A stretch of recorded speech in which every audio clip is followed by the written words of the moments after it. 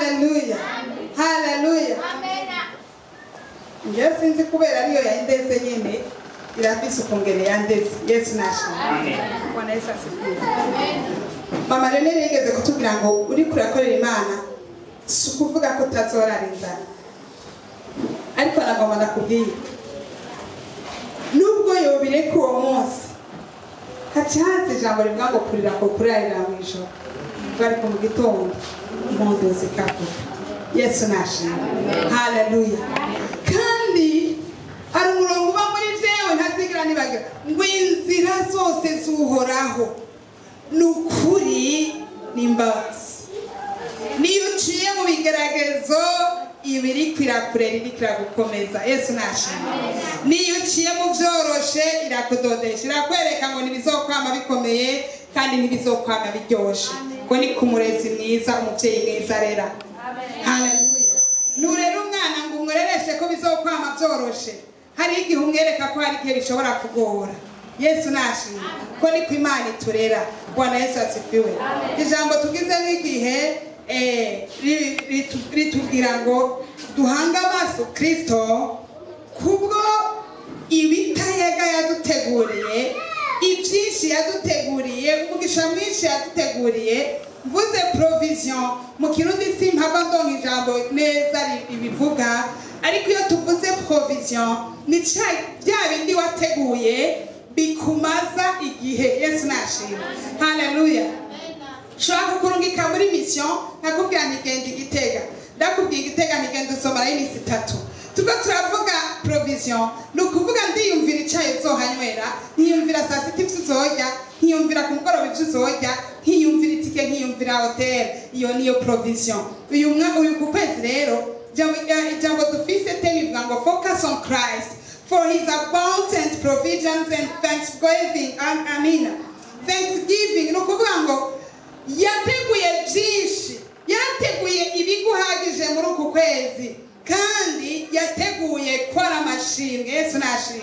Haleluya. Muri uku kwezi ibigutunga, ibizogutunga Imana arabiteguye, kandi ntiyateguye bikeya. Haleluya. Ntiyateguye bikeya, yategukiye ibigukwiriye. Ariko aravuga mu gitondo yashishizemo akantu wamengo nagatwengeje ariko karimo ubwenge. Aravuga ijambo Bw'Ijambo ngira ngo hariho abantu bayiheruka kera, je nayihebeshejwe no gutinya ibiro. Ari ibyo kurya nahevye kubera imyaka ariko ndageramo. Yesu nashimye. Haleluya. Kuko iyo ugumye urya bijya bintu birimo ikinure bita cholesterol ucusanga wagwaye. Aha rero abajene musenga Imana ibibahe mu bigire batoye bari imyaka mutazosubira kwiga. Yesu nashimye. Haleluya. Kandi byose bikorera kwihesha icubahiro. Yesu nashimye. Rero ibizogutunga yarabiteguye. Haleluya. Yarabiteguye bivuga ngo muri uku kwezi ukuremwo kwiganyira. Haleluya. Kuramo kwiganyira muri December ntibirimo.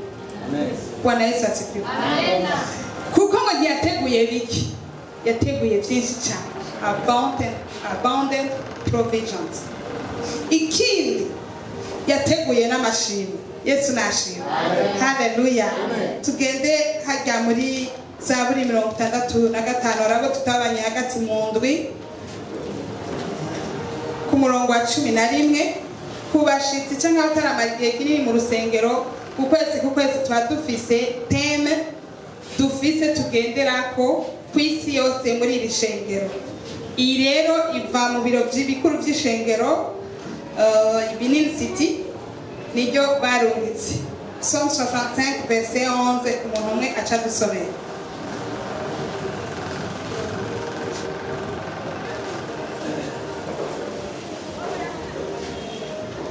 Usomera umuntu afise Bibiliya y'Ikirundi. Zaburi 65 umurongo wa 11.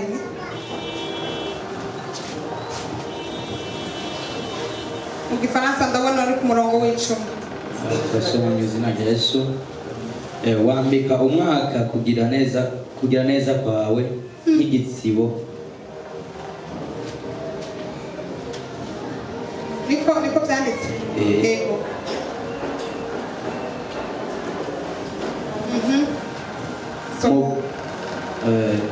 turasoma mu izina rya Yesu. Wambika umwaka kugira neza kwawe nk'igitsibo, mu burari bwawe handagaza umugisha. Amen. Haleluya. Amen. Mu Gifaransa avuga ngo tu visites la terre et tu lui donnes l'abondance et tu combles terre de richesse. Le ruisseau de Dieu est plein d'eau. Tu prépares le blé quand tu la fertilises ainsi. Alléluia.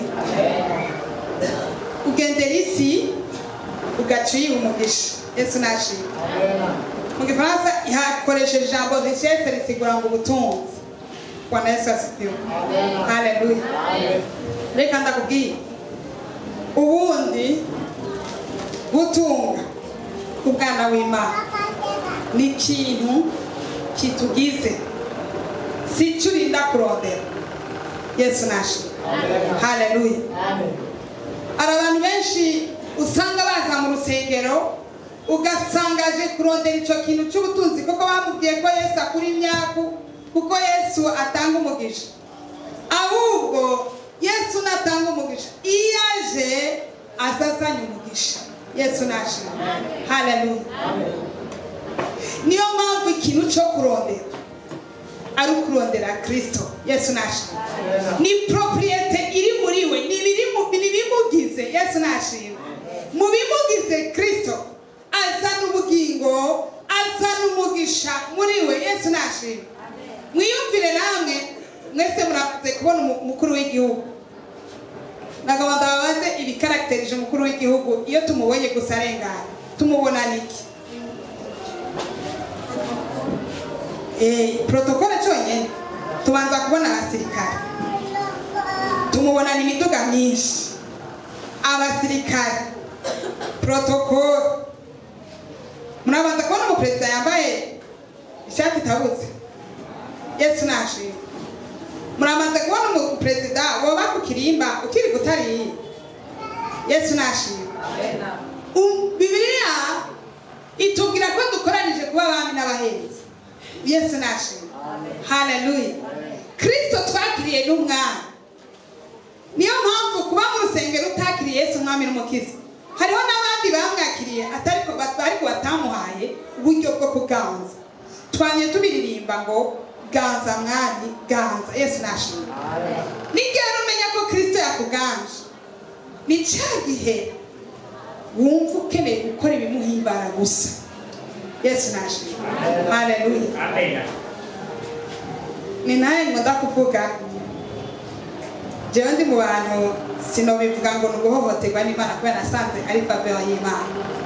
Je ngeze mu 10 sinatoye section shaka kuri kaminuza, sinatoye faculté shaka, ngeze kurongorwa sinagiye ku mugabo shaka, no gukora sinakoze akazi shaka, no kubyara sinabyaye abana shaka, no kubaza imbaho shaka. Yesu nashimwe. Nari mu Imana inyemerera gukora ibyo shaka. Haleluya. Ariko mu byishaka harimo umugisha w'Imana. Yesu nashimwe. Haleluya. Mu by'Imana igomba niho nasanze umwidegenje, niho nasanze ibyishaka. Yesu nashimwe. Hari igihe nagomba kwipangira ubuzima n'abana nabo barakeneye ijambo kiretse niba bajanye na mwigisha, bajanye na mwigisha wabo ni sawa. Yesu nashimwe. Bajanye n'umwigisha sawa. Yesu nashimwe. Ni ngeze namanatiboka naragera igihe ngapanga akarere. Jewe ndo muhinga wo gupanga, nkabitegura mu bwenge bw'iwanje. Bibuka namandatibukana intahe, narabibashingiye intahe niga muri littérature africaine. Tugeze muri deuxième candidature twavuye muri IPA tugiye kumutanga, ngo n'umuhungu avuye muri géographie araje. Ndamwibuka arambwira ati Nelly, eterega reka wewe nico gituma uri kuratobenga naho gorega ntuzoba ruguru, ngo uzoba muri babagore b'inzobe ngo bo ngaho Bujumbura ngo atwara imodoka. Ndatwega ariko ndeshwa n'umuhungu mugenzi we mugabo nkabona adakijijwe. Je n'ivyantwara n'umwana. Rero tugeze gukora mariage turakora ibiharuro dusanga ntibikunda kubi Bujumbura kubera ngo situation twari tubona. Tuja kurondera inzu igitego. ndababwije ukuri na avance twahereyeyo haratunaniye kuba ndagaruka ndihana ni nanse kumvira umuvugishwa ngo nuko aje umupagani hari umuntu akubwira ukamenga ntakijijwe kumbe aje akubwira ikibako ndavyibuka ko yampanuriye neza amahera 150 tubisigayo turamanuka i Bujumbura tumara igihe mu kirere iyo tumviye hakiri kare ukemara igihe mu kirere tumara igihe mu kirere ndibuka nase kubyumvira ariko byari byo Yesu nashimye na n'ubu mu bantu bafite umuhamagaro wo kuduga sindimwe pas parce que nkunda Bujumbura mais parce que Dieu ne veut pas que je sois. Alléluia.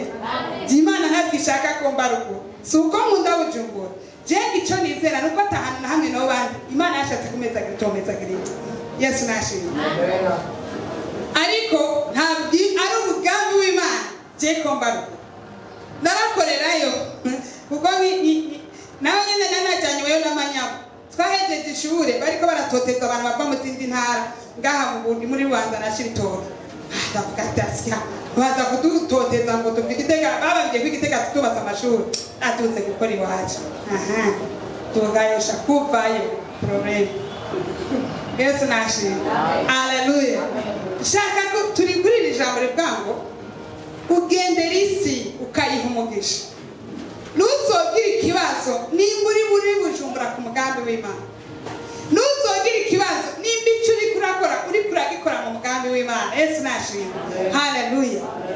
Ngo aha iri jambo ryatubwiye reka ndabisome sinabwe ndabivuga nabi havuga ngo tu visites la terre et tu lui donnes l'abondance, tu combles de richesse, le ruisseau de Dieu est plein d'eau. Alléluia. Tu prépares le blé quand tu la fertilises ainsi. Ngumonga w'Imana wuzuyemo amazi. Haleluya. Ngo uri gutegura ingano iyo uri kurawufertiliza uri kurawutabira gutya ubutegura ko haba ingano. Yesu nashimye. Haleluya. Haleluya. Iby'Imana rero biratwenza ari umuririmbyi yaririmbye ngo kwizera n'igiti cy'umwimerere kera w'imbuto bitangaza kigasura umwaka n'uwihanganye fumbire yacyo n'ibigeragezo. Haleluya.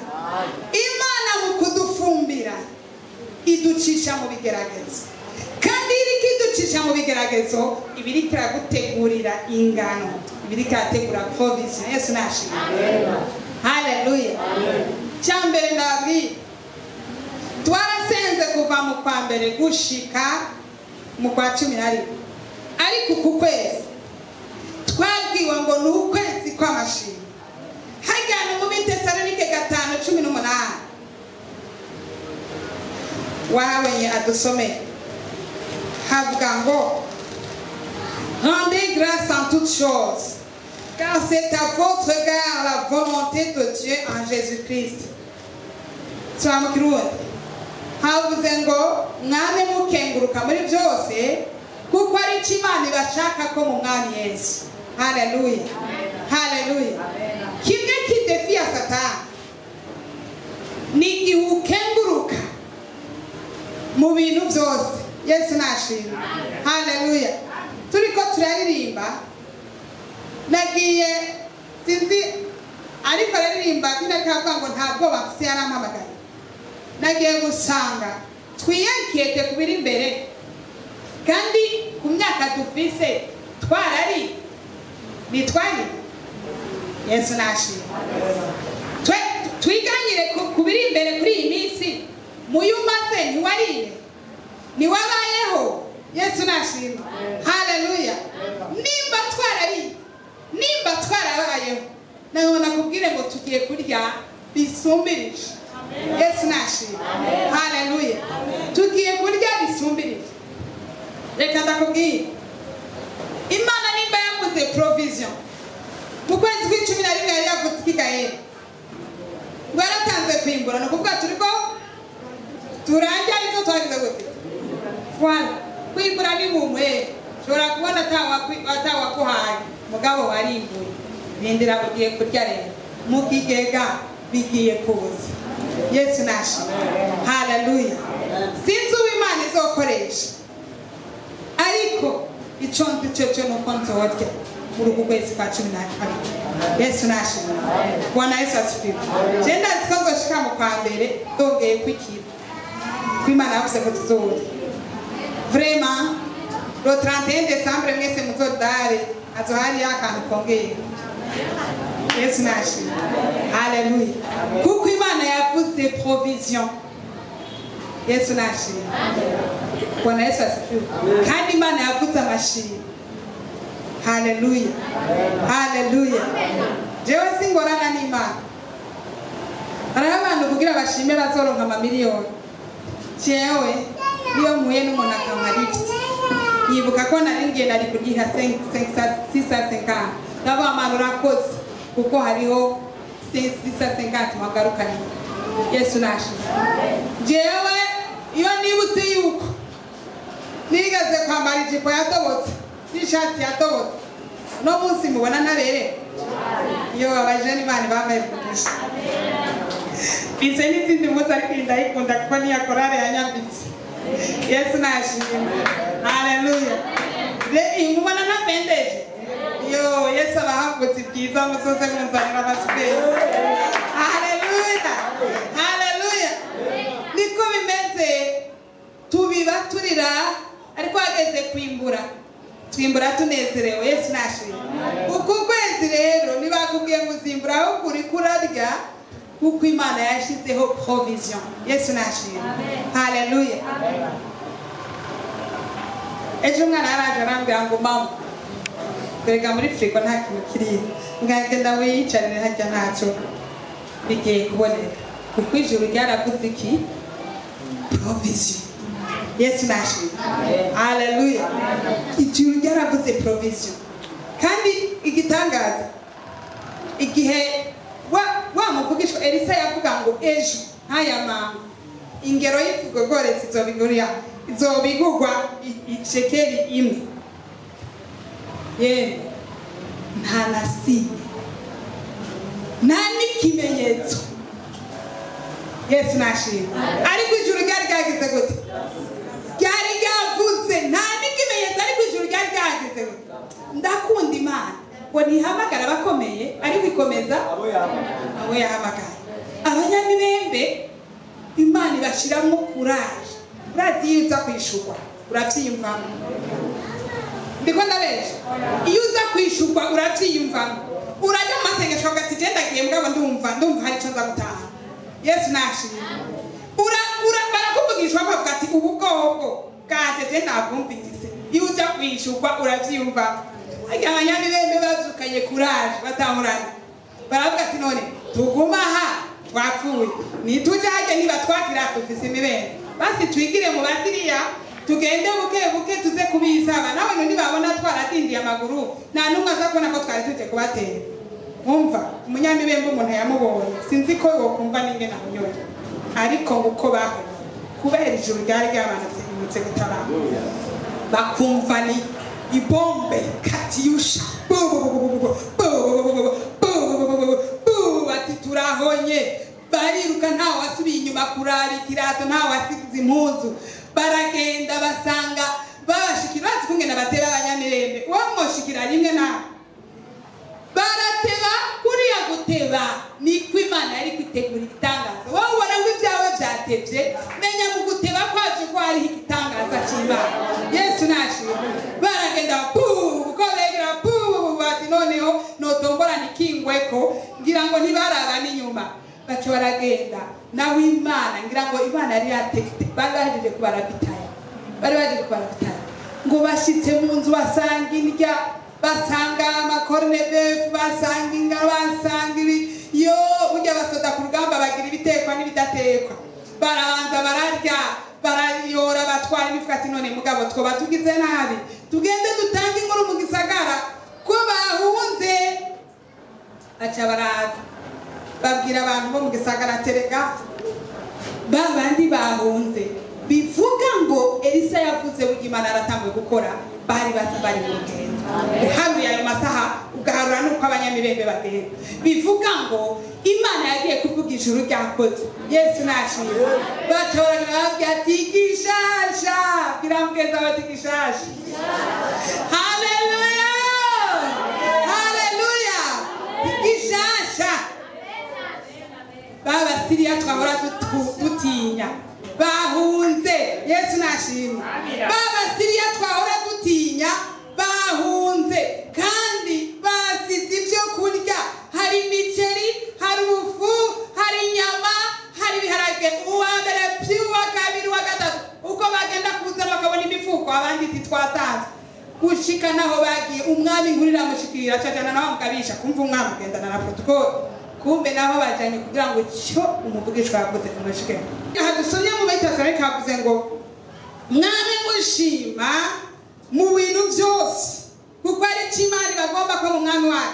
kandi ntimuzimye mpwemu ngaho mu Gifaransa bavuga ngo n'éteignez pas l'esprit haleluya haleluya ntimuzimye mpwemu barandi bakunda gukritika ngo bama babivuga ngo ujya nawe ngo Imana turinde bene abo bantu mu izina rya Yesu kuko bijya bibazana kumupfu niho rero ijambo ry'uhoraho ryamushitseko ari ku muryango hajya baramukonyora bamuhonyoye hanyuma umukozi w'Imana yaramubwiye ngo uzobirahisha amaso ariko ntuzobijyako yarabonye imifuko yinjira yarabonye ibiharage byinjira yarabonye inyama zinjira ariko ntiyabiriye ko kuko atabyizeye nutizera icyo Imana ivuga ntatuzoba reka ndakubwiye mama narigeze kuvuga ngo abavuye muri no shengero ntabwo bizeye icyo Imana yavuze kandi hakaguma ngatari ko rakizera yogenda kikazosha Yesu nashe haleluya ijambo ry'Imana ryatubwiye Imana ngo wambika umwaka umugisha nk'igitsibo Yesu nashe haleluya nonse mako yakoze kuva mu kwa mbere gushika mu 11 muri uku kwezi kwa 12 turi muri finale haleluya turi muri finale winjize igitsindo Satani ukinjije ikintu cyitwa ishimwe ishimwe ni inshuti yirukana abadayimoni bakagwa hariya Yesu nashimye nagoma nababwira mu kintu cya mbere Satani agwanya amashimwe Satani arangishimwe haleluya arangishimwe kubera riramutsinda natwe kumutsinda ntidushima gusa bimeze neza niyo byameze nabi turashima birayumve ko twashima Yesu nashima haleluya haleluya ntidushima gusa bimeze neza niyo bimeze nabi turashima ukazosanga umudamu yapfiye umunwa ngo ntiyari inyama muhira wanura umupagani zoboneka agira amashimwe utende k'umugabo wawe ukabona umugabo yagize hariho abacabwa ngo wishinga wicaye ngaho ugasanga yapfibye abagabo badasubira kuvuga iyo badafite irasiyo barandi murakizwa Yesu nashima Yesu imvuga ngo ngaha ntibahari wosanga bahari Yesu nashima hariho umuntu usanga aryoherwa ariko ibintu bimeze neza no n'igihe bitameze neza shima Imana nezerwa haleluya haleluya Yesu nashima rimwe twajyanye n'abagore iyo ngiye kukazarige twurira n'abandi bagore baca kurangura ngurazi nk'umugabo ngo wamusumira musumire niyo mpamvu yakuzanye musumire pika kule musuri ashima Imana ati Imana nabuze mu mufuko umugabo umugore wamuhezaki ngo yaye mwe muziki mumeze gute ahubwo nibazobaha rasiyo nene wowe wararisumye uracimba nawe cyarongera cyagura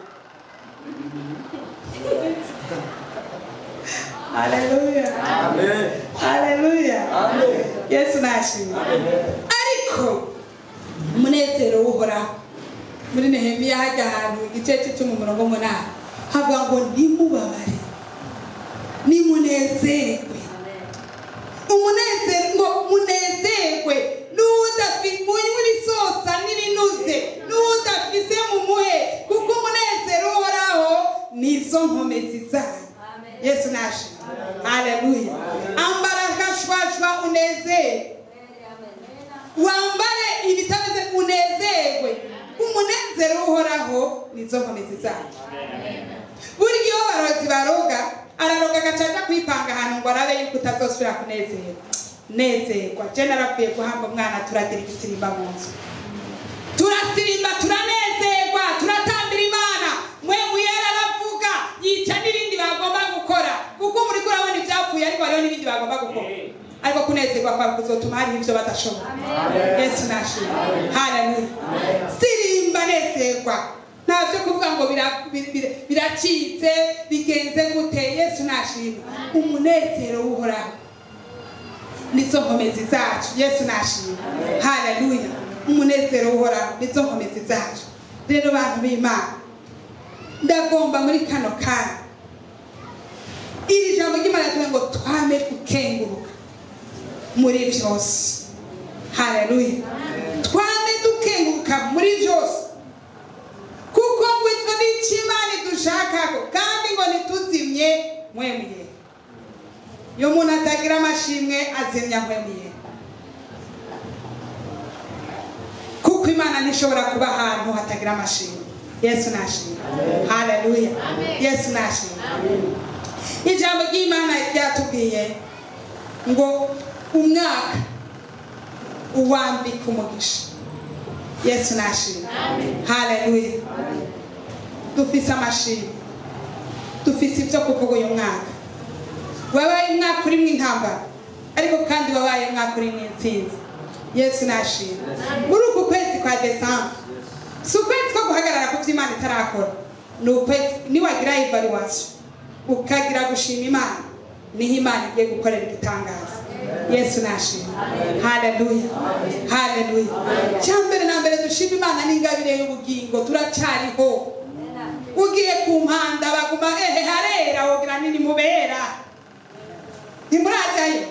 Hari aho bitango ni muri Zambia, hari imva zera.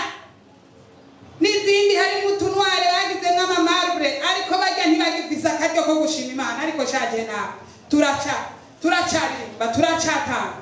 Tubabare ngo nitwari inyama, tubabare ngo nitwambaye ibitangaza. Yesu nashimwe. Tubabare ngo twaragwaye ariko turacyariho. Bwana Yesu asifiwe. Haleluya. Bwana Yesu asifiwe. Baraguteza ariko uracyariho. Turafise ibyo dushima Imana. Bwana Yesu asifiwe. Haleluya. Nuragira amahera ushaka ariko ayagutunze make uracyayafise. Yesu nashimwe. Bwana Yesu asifiwe. Representa yigeze bivuga simura nkunda kubisubiramo cyane. Nama nibuka jewe nshatse kwinjira ngaha ngo nshima Imana, no kwinjira nka maringa ntarasengira indi sengesho, ndiko ndashima Imana kubw'icyo Yesu yakoze. Yesu nashimwe. Nimubona jewe uko nkorera Imana, sinkorera Imana ngo nibi nararahiye Imana ndayibarira ngo nungirira neza, ukama kazoza keza nk'abandi, nzogukorera ubuzima bwanje bwose. Yesu norangoro presenta ni yaje ngo basenzi ni baje ngo baririmbyi ni baje, abe n'umunsi butazoza zofata mikro. Ni mwumvise ko nzi kuririmba basi. Umunsi mutazoza nzofata mikro ndirimba. Baza Eric nararirimba, nene sinaririmba. Yesu nashimwe. Haleluya. Je singira traba mugabo ni munsumje. Yesu nashimwe. Bwana Yesu asifiwe. Kuri kuzima noririmba kandi ntidoze kubera iki nabisezeranye n'Imana. Ndayibarira ninuntabara muri ubu bufuvyi ukangiza akagasuzuguro k'amatongo ukangiza iki kintu cyo kuvuga ngo ntuzotorana. Mana nzogukorera ubuzima bwanje bwose, niwantabara ukankura muri ikarito ukangira neza, nzogukorera icyo naragisezeranye n'Imana. Mwumvise ejo nshima Imana ko Imana yanyemereye gukora mu ikangu. Yesu sinashima Imana ngo yanyemereye ama etage nituzoyasigaga, ariko ibikorwa bizokira gute? Bizoduherekeza. Amen. Tuzotonda n'ibikorwa, barare mu gitabo cy'ibikorwa, basange Igitega narakoreye Imana, basange hajya narakoreye Imana, basange ku Musaga narakoreye Imana, basange mu Kanenge narakoreye Imana, basange muri bavuga ati bambika imyambaro yera yera barayikoreye. Haleluya. Haleluya. Ni mpamvu tugiye kurya nuko dukuriko dukorera Imana. Kuko ni turiko dukorera umukene, ni turiko dukorera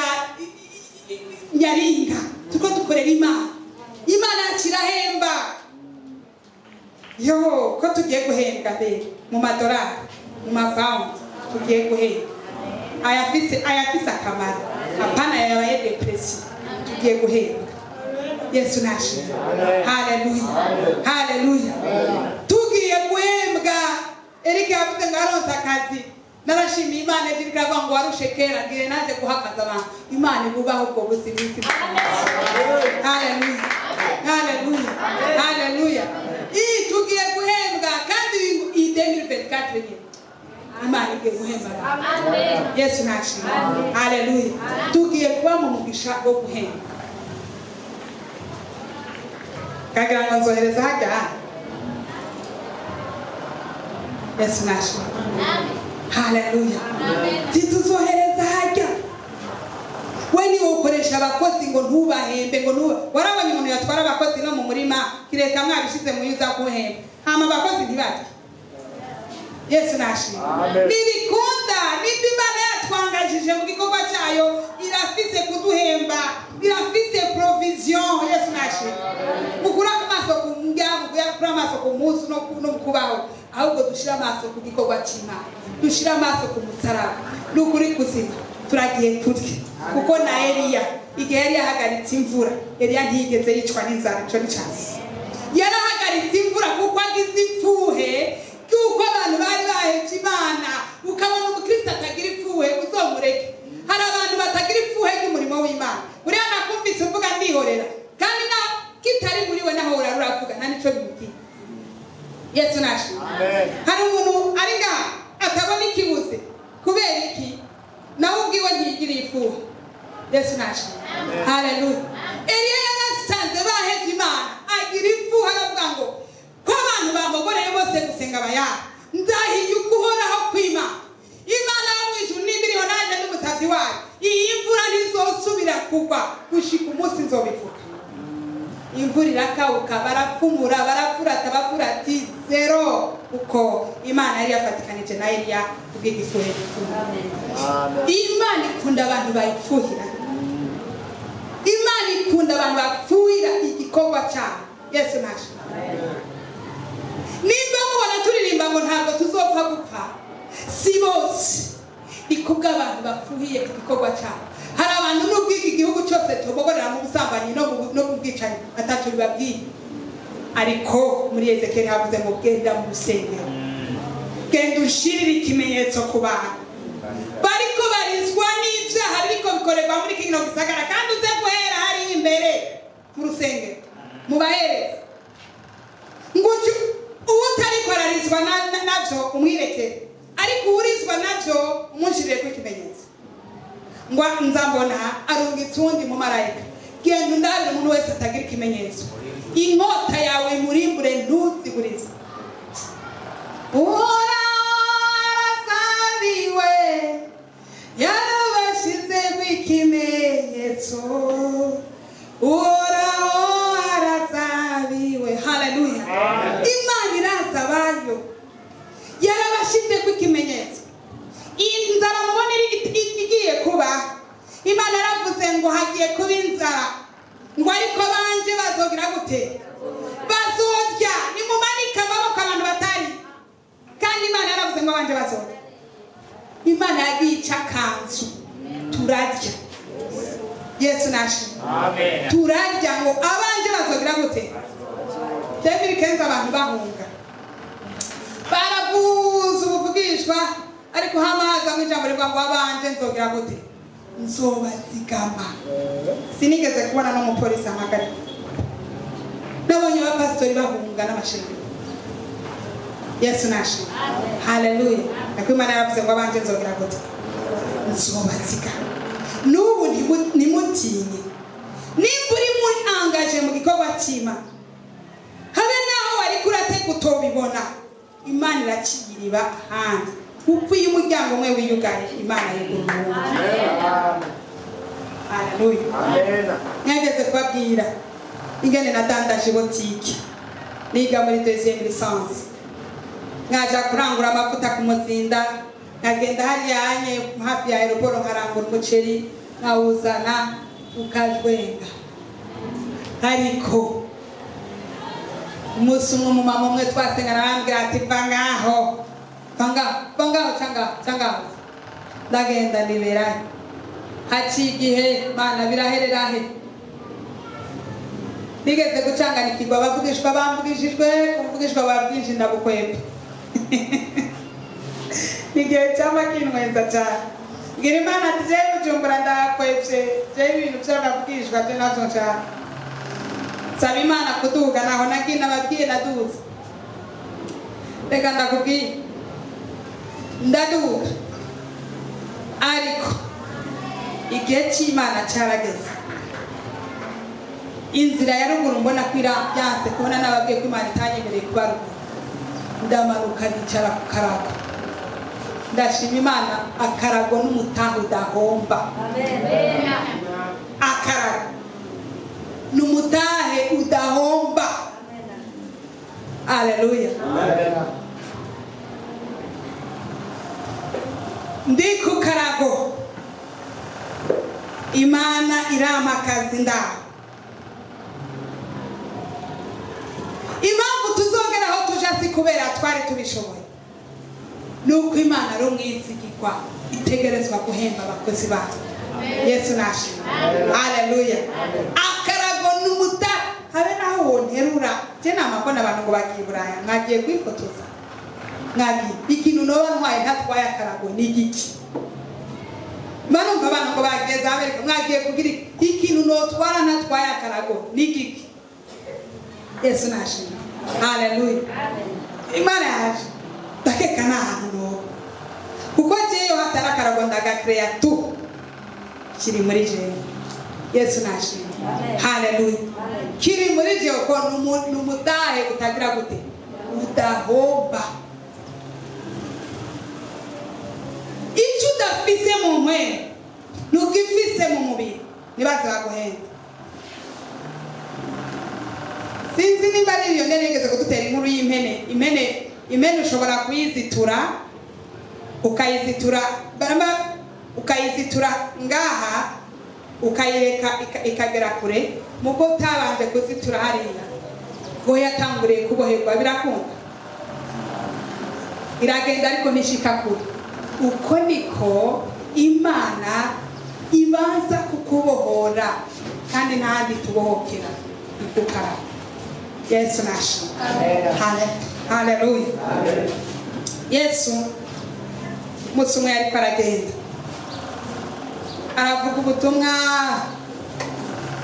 ashaja gusenga arasenga abigishwa baba baragenda nko ku muteranyo wa kabiri niko bibirivuga bo bari bagiye bonyene ariko nigereranije mu masaha no kwibaza ko hari nka saa 9 ariko canke saa 10 abona tambukira ku mazi Yesu nashimwe natambukiye ku mazi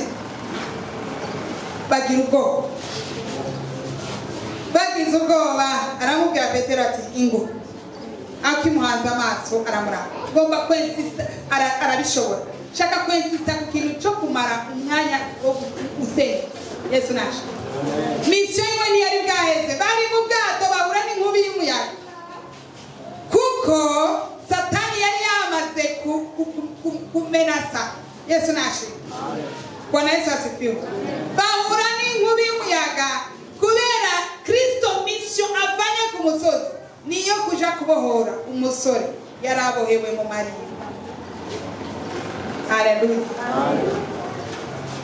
ivyo biheze Yesu amaze guhamika inkubi bajabutse ngo aca mu gihugu c'Abagadareni haleluya aciye muri cyo gihugu hari umusore ngo yama yarikebaguye yama yibisha amaraso yarakomere Yesu bagiye impwemu bizari muri we tangura kuboroga ati ntutugirire nabi igihe cyacu nikiragera Bwana Yesu asifiwe amen Yesu atari muri bande ati turi gite muga Kristo yabanje kuja hehe yabanje gusenga hari ibintu bidakunda tabanje kutindana n'Imana mu masengesho Yesu nashimwe haleluya niyo mpamvu kuronka akazi ni byiza ariko imbika neza urabe impamvu yari yaratumye utaronka akazi niyo utegerezwa kubanza kurangira kugira ngo akazi ukagumemo Yesu nashimwe kuronka umutahe ni byiza ariko imbika neza bizinesi yawe idatera imbere kugira ngo kibanze kuranga naho n'ahandi bishobokera ni muri kwa gutindana n'Imana. Bwana Yesu asifiwe. Haleluya, haleluya. Muri uku kwezi rero kwa 14 ni ukwezi kwa evaluation. Wowe uri kurihenda kandi n'Imana yo kubona nk'intashima hamwe hose ngo iby'Imana ikora mu 12 utahereye ku cyo yakoze mu kwa mbere. Yesu nashimwe. Haleluya. Dawudi agiye guhangana na Goliyati yabanje kumubwira tumviriza nakubonye uri umujeya uri kigatanya ariko nagomba ndakubwira Imana yanje igihe cyose naba ndagiye intambwe ikazi kanwara umwagazi yama kuyisumira nka yakumwagazi iduburije yama kuyisumira nka yakumwagazi iya ntabaye niza kubura kuntabara wewe wantakebwa y'umufilisiti yawe ukwiye kwiga kubwira ikibazo. Haleluya. Ukwiye kwiga gushingira inaye ikibazo. Bwana Yesu asifiwe. Ukwiye kwiga gushingira inaye ikibazo n'abagutera bakumva kufisa Imana.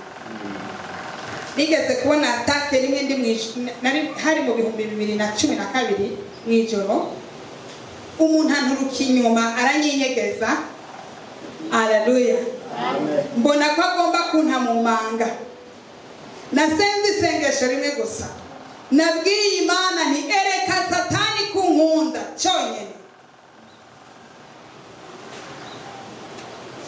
Amaratsinda anteje migraine nari maze amezi 3 ntango y'akazi gusa anteje migraine ndasenga iranka mpamagara ubundi musenzi turasenga biranka noneho ubugiritse kabiri nsuye gutuma ko turasenga tubona ukuboko hari kubifise kubikonkomoriye umugazi.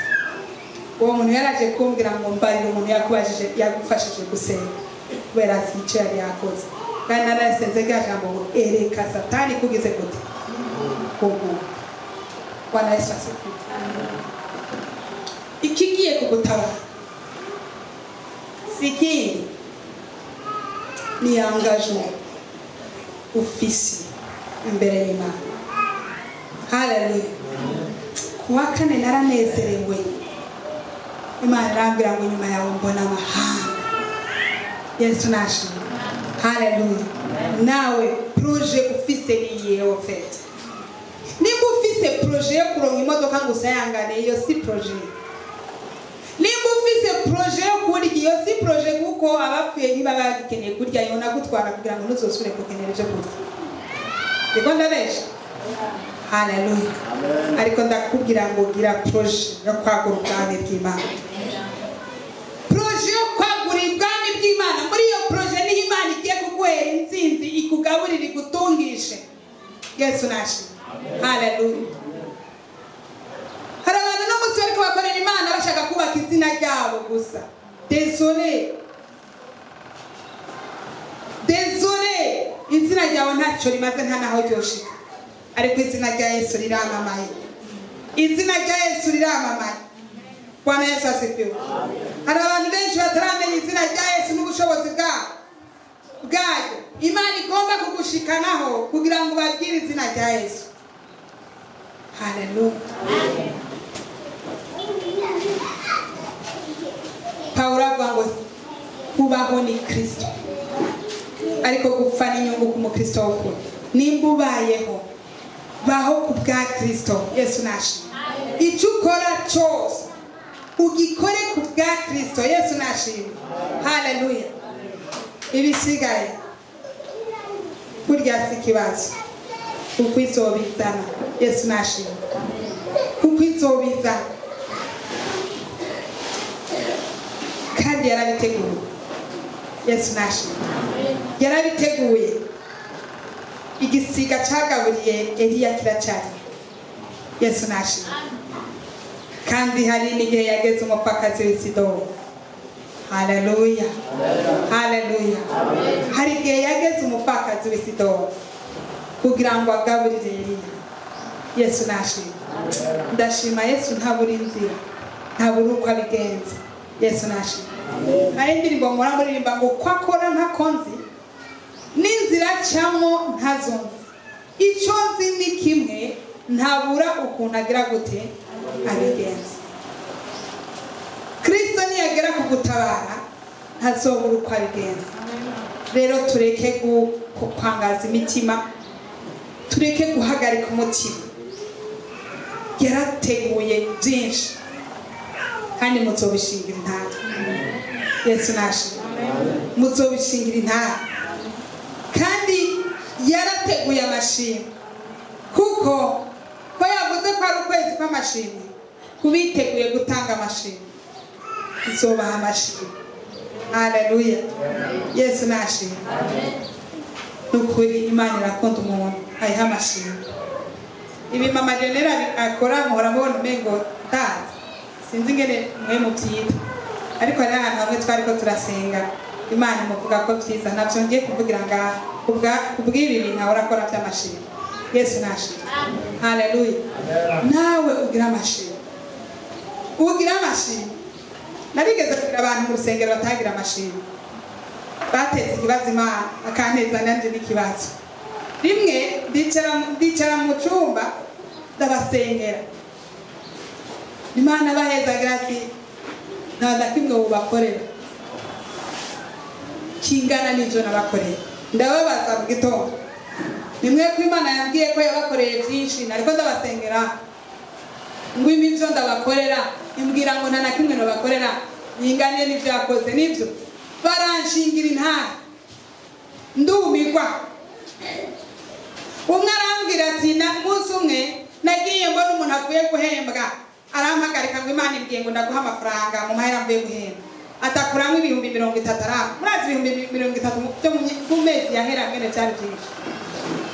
Mu myaka yahera nko muri za 2009 gutyo 2008, umva amafaranga atari menshi, y'amafaranga menshi cyane. Naho undarambira sanga abo bantu bari baryamanye ibitangaza ariko ntibari bazi gushima. Iyo rero Imana yagukoreye ibitangaza, wewe ntubi hagati, ufise ikibazo imbere yawe, kuko Imana irembaniwa. Ndagukorera iki niki waragishima. Yesu nashimwe. Haleluya. Haleluya. Bantu b'Imana, tugiye kurangiza, ariko nagomba nakubwire ngo uku kwezi si ukwezi k'ubwoba, si ukwezi ko kupiganyira, ni ukwezi Imana yateguye byose ariko umutima wawe, nk'uko bama baduha teme itanguzwa n'aka kajambo focus on Christ. Hanga amaso Kristo. Yesu nashimwe. Va ku muceri, va ku biharage, va ku nyama, va ku gitenge, hanga amaso Kristo.